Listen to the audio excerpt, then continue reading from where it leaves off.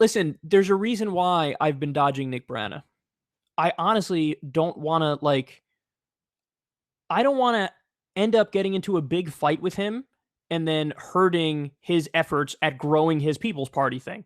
And I genuinely mean that. Some people might hear this and go, nah, that's bullshit. There's a reason why I spoke to Jimmy Dore about this, and there's a reason why I spoke to Jamal Thomas about this, the progressive soapbox, because I'm kind of like friends with them, and I don't like, on a personal level, I like him and I know him. I don't know Nick Brana. Okay. All I know of him is that he kind of took some shots at Justice Democrats that I did not appreciate. So I would not go into that debate on the same footing I went into the discussion with Jimmy Dore or Jamal Thomas. Now, everybody knows what my position is on what makes more sense and what's more likely to work. Namely, should we go third party or should we try to take over the Democratic Party? In fact, I would go as far as to say it's not really a debatable issue. The proof is in the pudding.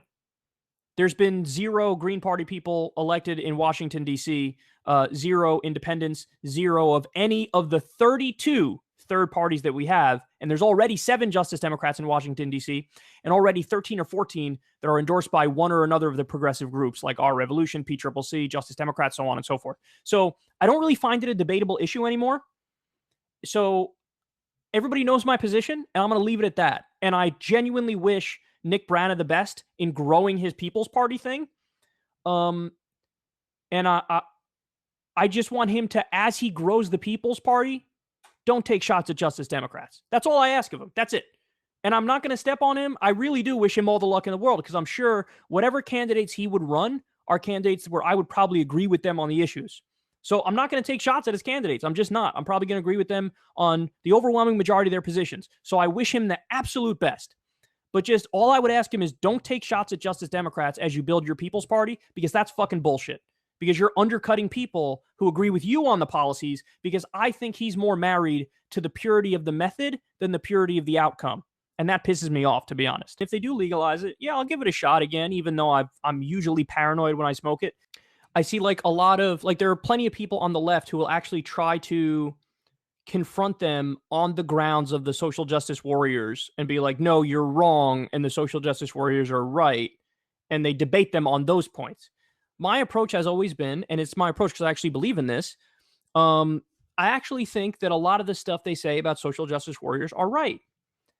But the problem is they massively, massively, massively, massively overhype the problem.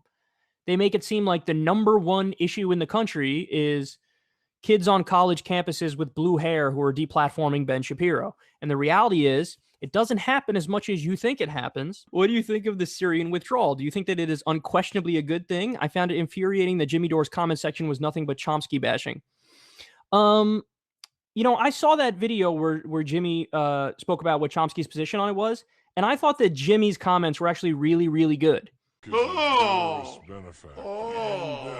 Where are we headed? That is disgusting. Disturbing and disgusting. That's disgusting. Oh my God. Because Jimmy was like respectful of the fact that an intellectual heavyweight disagreed with him. But I think Jimmy made a great case that Chomsky's a little bit wrong on it. Now, my position on it is pretty simple. We should have never been in there in the first place. It's an illegal war in the first place. So that's the real scandal. The real scandal is that we're there at all. Do I think we should get out? I absolutely think we should get out. Now, having said that, should we use diplomacy and should we use economic strength in order to force Erdogan to not slaughter the Kurds?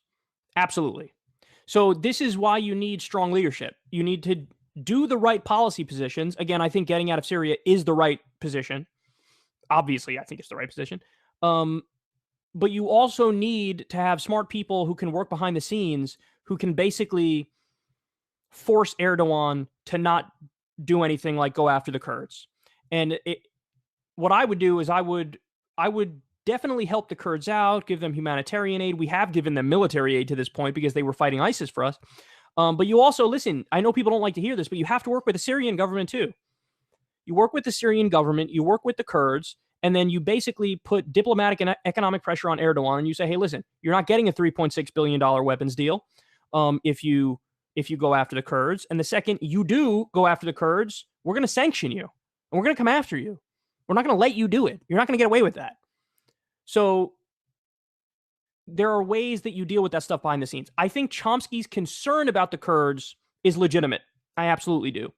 But I don't agree with him that you keep a U.S. military presence there, because a U.S. military presence in the first place is illegal and unconstitutional. And Chomsky is actually the first person that points out all the time that the problem with the U.S. is that we operate under the assumption that we're above the law, and that we actually need to abide by international law, and it needs to be enforced. And he says it all the time. He says, if the Nuremberg laws were upheld, every post-World War II U.S. president would have been hanged. That's what he says. So for Chomsky to then say, like, hey, maybe we should keep the Kurds, maybe we should keep a U.S. force there for the Kurds, at the very least, you also have to say, well, this has to be approved by Congress. Because if it's not approved by Congress, it's not constitutional. And also it has to be approved by the UN, because Syria is not about to attack us. So we're not under a direct threat of violence. So we can't just go there. That's not a thing you could do, and it still be legal. So if Chomsky wants to hold by that position, he has to also say, we have to make it legal and do it the right way. But to my understanding, he hasn't said that. He just wants a small residual force to make sure that nothing happens to the Kurds. I would try to make sure that nothing happens to the Kurds using diplomacy and economic pressure, but I would still do the right thing, which is draw out of Syria, because it's an illegal war. We shouldn't be there in the first place.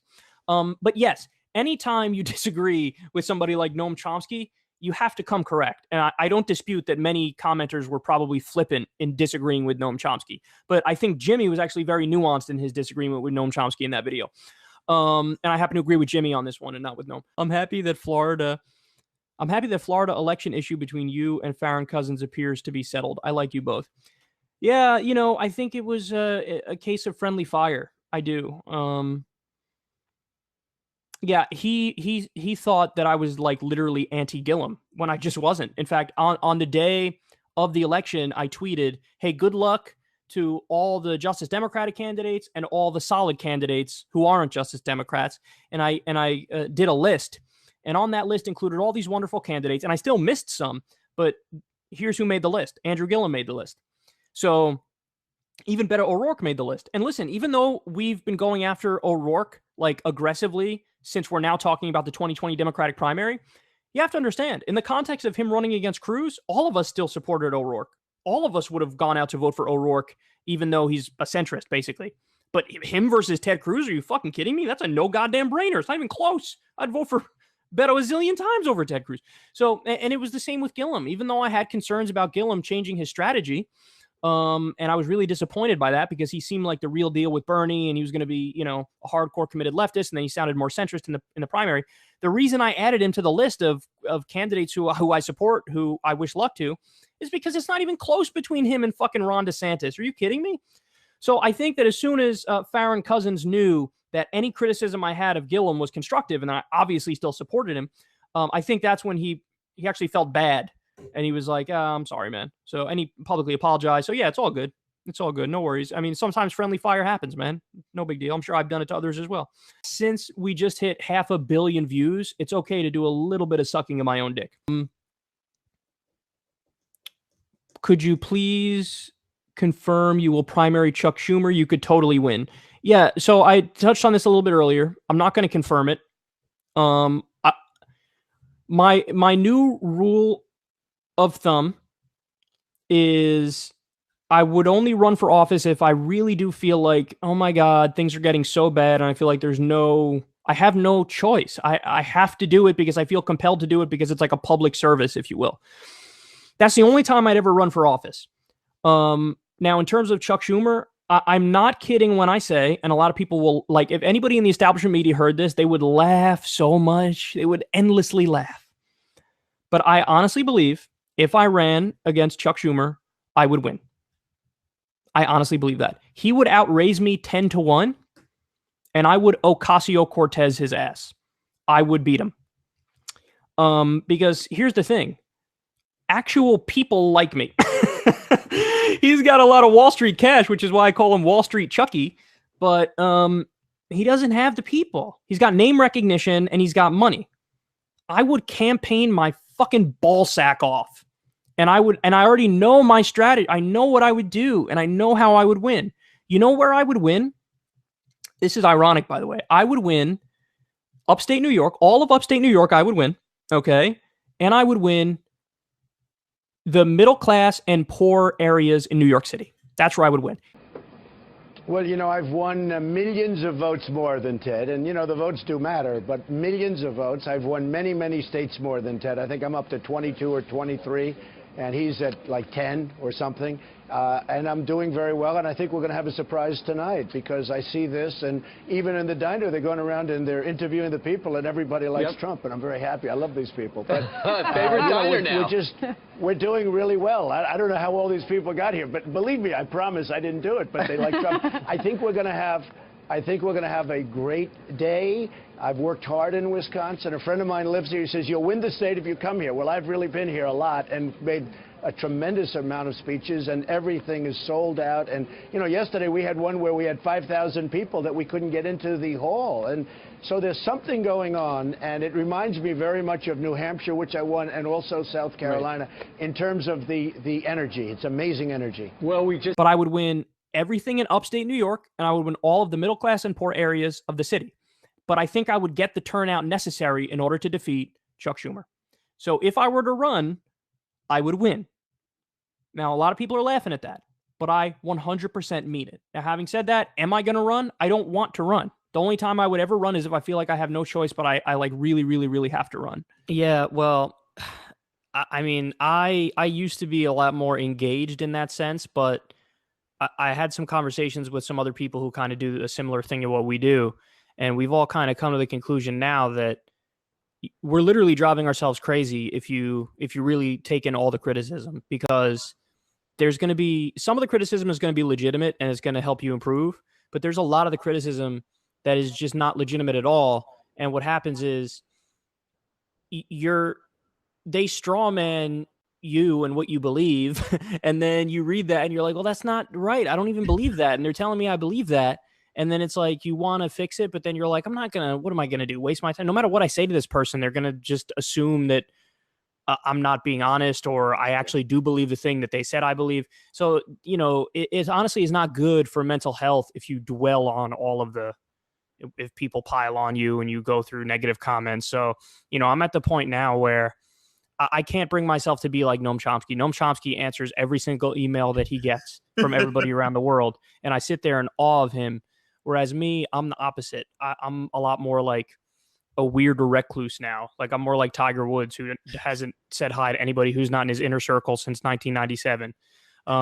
So that's how I am. I don't like it, but I feel like I drive myself crazy if I don't kind of hide in a way.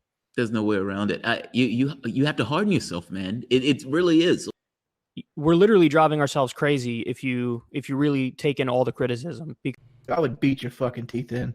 I would beat your fucking teeth in, dude. I really would. Threaten, man. Come on. You don't doubt that. What are you going to do to me? What are you going to do to me? What are you going to do? Put your bitch ass in the kneecap. That's what I'd do. Oh, I'd incapacitate you, and then I'd beat you with the fucking pistol grip until your teeth fell out your head. I hate you. But there's a lot of the criticism that is just not legitimate at all. And what happens is they strawman beat you with the fucking pistol grip until your teeth fell out your head. My general position on communism is I don't support it. So as I'm sure all of you know by now, I consider myself a free speech absolutist. And have people making music albums about you. Welcome to Band World, buddy. Get the fuck out. Welcome to Band World, buddy. Why? There's a reason I'm 30 goddamn one. Gray hair, gray beard. There's a reason I'm 30 goddamn one. Gray hair, gray beard.